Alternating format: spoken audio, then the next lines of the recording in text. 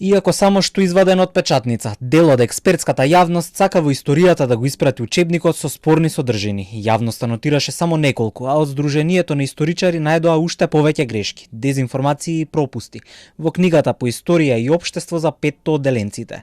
Во една опсежна анализа ќе ги срочат сите забелешки пред да ги испратат до МОН, а денес во јавноста го изнесоа првиот впечаток. Прогнозираат непроценлива штета за националниот образовен систем, ако овој учебник не биде веднаш повлечен. За овој и другите учебници со месеци се чека откако многу рокови за печатење и дистрибуција беа пробиени. Текстовите воопшто не одговараат на клучните методолошки прашања на кои треба да одговори еден наратив, а тоа се кој, кога, како, што и зошто.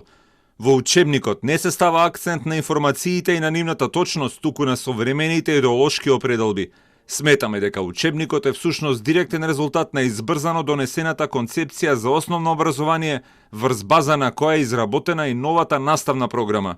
Кокино не е градено, ниту пак средниот век започнува во антиката. Историчарите коригираат и дека Марија Кири е добитничка на Нобелови награди, а не Нобелови награди за наука, затоа што такви не ни постојат. Авторките пишале и дека египетскиот календар е лунарен, а тој всушност е соларен. Ова се само дел од забелешките на Сдруженијето на историчари. Овој во најмала рака скандалозен учебник веќе е на маса и содржината се преиспитува од страна на Националната комисија за учебници. Премиерот Ковачевски побара повнимателни автори и рецензенти да ги креираат учебниците, а одговорност од министерот за образование нема да побара. Гледате, министер за образование не ги пишува учебниците. Учебници пишуваат автори, а рецензија прават рецензенти. Онаму каде што се појавиле грешки при пишувањето на книгите, при нивното рецензирање, а подоцна и при дистрибуирање, тие ќе треба да бидат вратени и да бидат заменети со текстови кои што ќе бидат напишани на научен начин.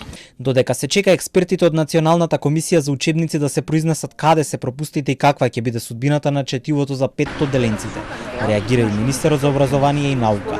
Во МОН има незадоволство за конкретниот случај, тврди Шакири, и не планира оставка, како што побараа дел од просветарите од него. Нека проверува до законот за учебници на основно и средно образование и ако во некоја од постапка која имало проблем од страната на министерот или кабинетот на министерот, јас ќе им препорачувам тогаш да го разгледат одговорноста. За конкретниот случај сме незадоволни и сметам дека секакви грешки се неприфатливи, особено знаејќи дека процесот на проверка на еден ракопис пред одобрување е сложен. Во меѓувреме авторките Анита Ангеловска и Гликерија Илиоска се обидува да се оправдаат со писмо на социјалните мрежи, дека немале прилика да го прегледаат материјалот пред печатење и тврдат дека тој во целост ги задоволува националните стандарди.